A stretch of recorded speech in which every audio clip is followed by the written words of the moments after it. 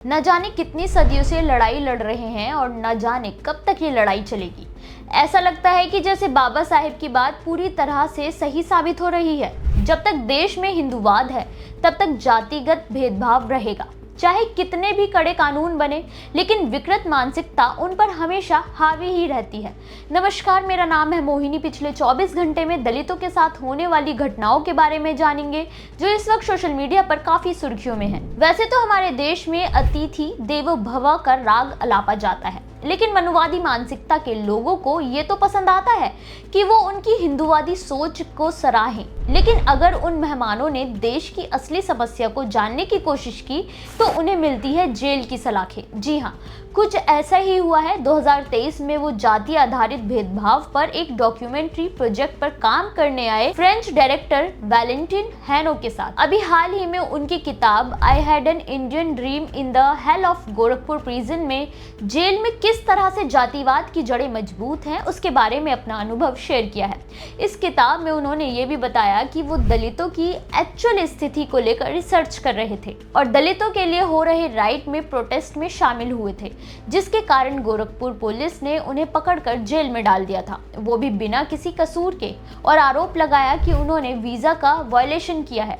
ये किताब 15 जनवरी 2026 को पब्लिश हुई थी, जिसमें उन्होंने जेल में रहने के दौरान दलित कैदियों के साथ जो अमानवीय व्यवहार होता है उसे करीब से देखा। उन्हें चुप रहने के लिए इस कदर टॉर्चर किया जाता है कि वो मानसिक रूप से अनस्टेबल हो जाते हैं। फ्रेंच डायरेक्टर को करीब 1 महीने तक जेल में रहना पड़ा था और वो एक्सपीरियंस बेहद बुरा था। यानी कि बात साफ है कि जो दलितों की स्थिति को जानने की कोशिश भी करेगा तो वो भी बख्शा नहीं जाएगा, चाहे वो अतिथि हो या कोई भी। दलितों से जुड़ा अगला मामला उत्तर प्रदेश के लखनऊ से है, जहां एक 13 साल की बच्ची को न केवल शारीरिक उत्पीड़न से गुजरना पड़ा, बल्कि जब वो गर्भवती हुई तो आरोपी ने उसका गर्भपात करवा दिया। दिल को झकझोर देने वाली ये घटना लखनऊ के सुशांत गोल्फ सिटी की है, जहां 9वीं में पढ़ने वाली 13 साल की मैडम दलित बच्ची के साथ उसके ट्यूशन टीचर ने करीब 20 दिनों तक दुष्कर्म किया।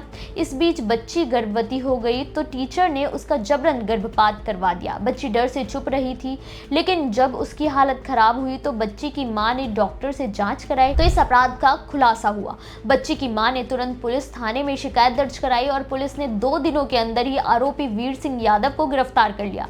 आरोपी पर पॉस्को एक्ट, SC/ST एक्ट समेत कई धाराओं में केस दर्ज किया गया है। फिलहाल आरोपी पुलिस की हिरासत में है और मामले की जांच जारी है। दलितों से जुड़ा अगला मामला उत्तर प्रदेश में UGC के नए नियमों के खिलाफ लगातार हो रहे विरोध की बहती गंगा में हाथ धोकर अपनी राजनीतिक रोटियां सेकने वाले सिटी मजिस्ट्रेट अलंकार अग्निहोत्री ने अपनी पार्टी के नाम का ऐलान कर दिया है। हैरानी की बात यह है कि इस पार्टी का नाम वाकई में सवर्णों को साधने के लिए बनाया गया है या फिर दलितों को चिढ़ाने के लिए। अलंकार ने अपनी पार्टी का नाम राम रखा है। अलंकार अग्निहोत्री ने सोमवार को वृंदावन में अपनी नई राजनीतिक पार्टी राष्ट्रीय अधिकार मोर्चा RAM की घोषणा की है। एक तरफ राम शब्द को दलित इस्तेमाल करते हैं, लेकिन वहीं अलंकार के मुताबिक पार्टी की विचारधारा भगवान राम और भगवान कृष्ण दोनों के आदर्शों के साथ चलेंगी। आपको बता दें कि सवर्णों को साधने की कोशिश तो अच्छी है, लेकिन उसमें वो सफल कितना हो पाएंगे ये तो आने वाला समय ही बताएगा।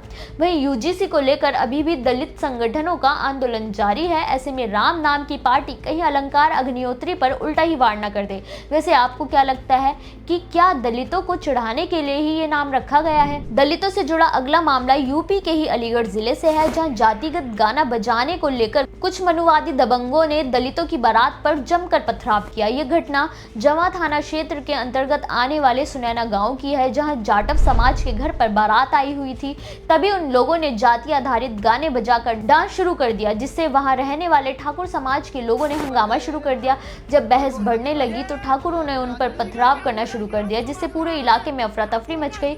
इसके तुरंत बाद पुलिस को इसकी जानकारी दी गई। SP सिटी मृगांक शेखर पाठक ने बताया कि घटना की जानकारी मिलते ही पुलिस की कई टीमें घटनास्थल पर पहुंच गई और माहौल को शांत कराया गया। फिलहाल पुलिस ने घायलों को अस्पताल पहुंचाया है। मामले की जांच जारी है। दलितों से जुड़ा अगला मामला गुजरात के अहमदाबाद से है, जहां एक 24 साल की दलित लड़की को लगातार ईव टीजिंग का शिकार होना पड़ा। आरोपी लगातार उसे जबरन उसके साथ रिश्ता बनाने को कहता, लेकिन जब पीड़िता ने इनकार कर दिया तो उसने उसे और उसके परिवार को जान से मारने की धमकी दी।